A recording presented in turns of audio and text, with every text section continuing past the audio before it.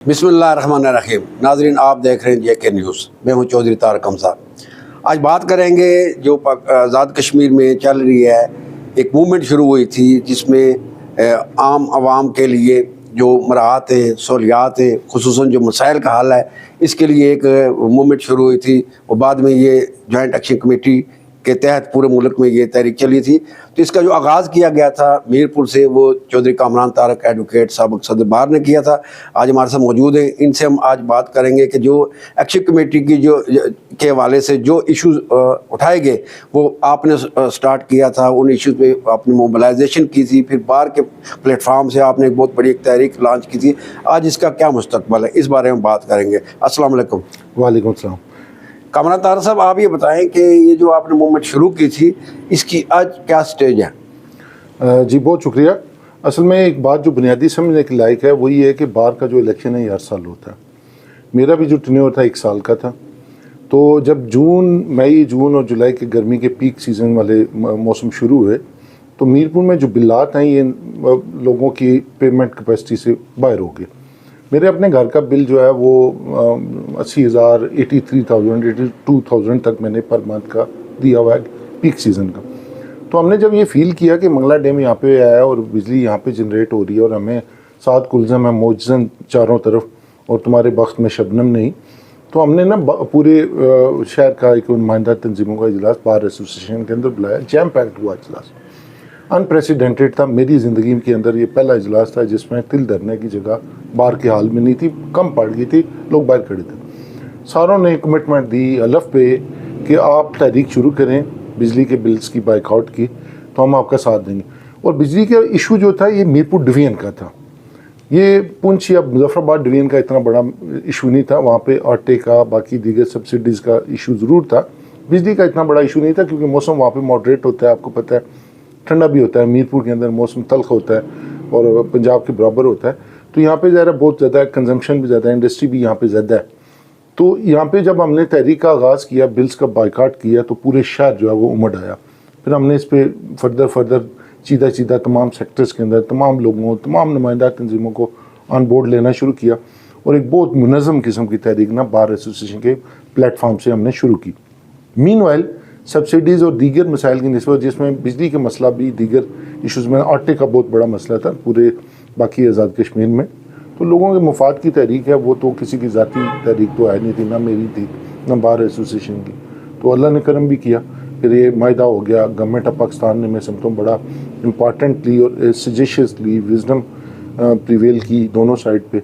उन्होंने महसूस किया कि ठीक है, इनका जायज़ हक़ बनता है कश्मीरियों का और ख़ासकर मीरपुर के लोगों का और बिलमऊम आज़ाद कश्मीर के लोगों का, तो इन्हें 3 रुपये पर यूनिट के हिसाब से बिजली दी जाए। लोगों की कुर्बानियाँ तो हैं, 2 दफ़ा हमारी सारा कल्चर, सारी सिविलाइजेशन मीरपुर की डूब गई है। कोई ज़मीन का टुकड़ा आपको पता है यहाँ पे दस्तयाब कोई नहीं। ज़मीन इस वक्त इतनी महंगी है कि इस्लामाबाद के बराबर जो है उसके रेट्स हैं। तो मीरपुर एक बड़ा महंगा शहर है। इस्लामाबाद और मीरपुर की आलमोस्ट कीमतें जो हैं बराबर होती हैं सारी कमोडिटीज़ के अंदर। तो इसलिए ऐसे ओवरऑल ये सारे सर्कमस्टांसेस देख के गवर्नमेंट ने भी, मैं समझता हूँ कि विजडम प्रिवेल हुई वहाँ पे, उन्होंने 3 रुपये यूनिट का किया और अल्लाह पाक ने करम किया, नीयत साफ़ थी तो ये काम हो गया। तो इस लिहाज से मैं समझता हूँ आपके सामने समझ आप लोग बड़े सुकून का और वो करते हैं, और मैं समझता हूँ ये जारी रहना चाहिए ये काम जो है ना, तो जब तक ये सिलसिला मीरपुर से जनरेट हो रही है बिजली। ये राइट है मीरपुरियों के साथ वादा किया गया था कि आप कुर्बानी दें, मंगला डैम की सूरत में फ्री बिजली आपको देंगे। ये तो ऑन बोर्ड है, सारी चीज़ें मौजूद हैं रिकॉर्ड पे। आज भी अगर पुराना रिकॉर्ड आप स्कैन करें तो उसमें ये सारी चीज़ें मौजूद हैं। फ्री बिजली का मायदा, चलो आज 3 रुपये यूनिट हम दे रहे हैं, तो ये बड़ा अच्छा। इसमें 2 चीज़ें, एक तो ये है कि एक इम्प्रेशन है कि गवर्नमेंट तब्दील होगी तो उसी से ही इसका मतलब होगा कि ये आउटकम हुई है, उस पर जो मायदा हुआ है उसका दरामद हुआ, गवर्नमेंट तब्दील हुई। एक तो ये चीज़ है।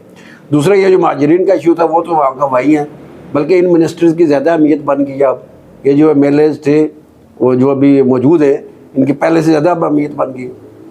मैं समझता हूँ ये माजीन का इशू ना एक बात समझने के लायक है। जो जॉइंट एक्शन कमेटी का ओरिजिनल चार्टर है ना, उसमें ये डिमांड कहीं मौजूद नहीं थी। ठीक। और ये मायदे में जो ये माजीन की नशिस्तें ख़त्म करने वाली, मैं इससे मुतफिक नहीं हूँ। और मैं ये समझता हूँ जिस जजमेंट का ये हवाला देते हैं हाई कोर्ट की जजमेंट का, सुप्रीम कोर्ट हमारी की जजमेंट्स ऐसी हैं जिसमें माजरीन के कोटे को या जो कोटे के नोटिफिकेशंस हैं उनको प्रोटेक्ट किया हुआ। ہائی کورٹ کوئی ایسی ججمنٹ پاس نہیں کر سکتی جس میں سپریم کورٹ کی ججمنٹس کو آپ اس کے ایفیکٹ کو نلیفائی کر دیں. جی. اب ہائی کورٹ ایک سبارڈینیٹ کورٹ ہے, سپریم کورٹ کا فیصلہ تمام عدالتوں میں بائنڈنگ ہے انکلوڈنگ ہائی کورٹ.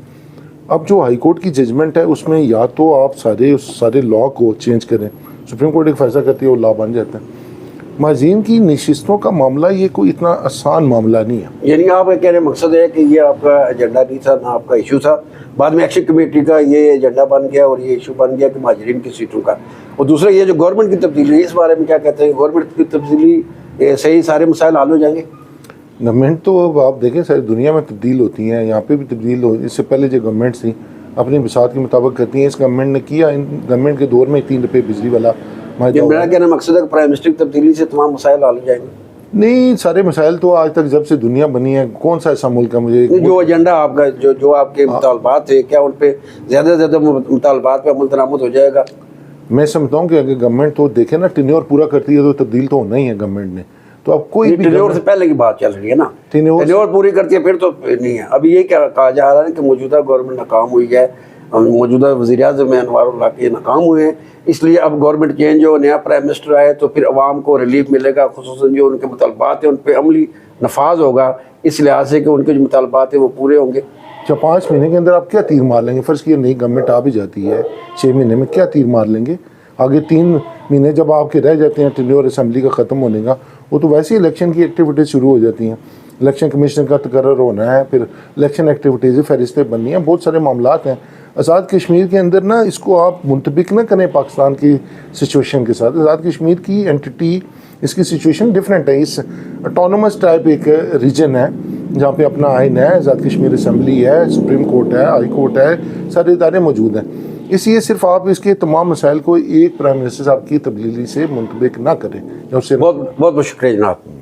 ناظرین, آپ نے باتیں سنی ہیں چودھری کامران طارق ایڈوکیٹ صاحب کی, سابق صدر بار میر پر آزاد کشمیر. انہوں نے موومنٹ شروع کی تھی, بعد میں بہت بڑی تحریک بن گئی, اور اس میں جو سب سے اہم پوائنٹ یہ تھا کہ جو آزاد کشمیر کے عوام ہیں ان کے جو مسائل ہیں وہ حل کیے جائیں. تو اس پہ آپ نے باتیں ان کی سنی ہیں.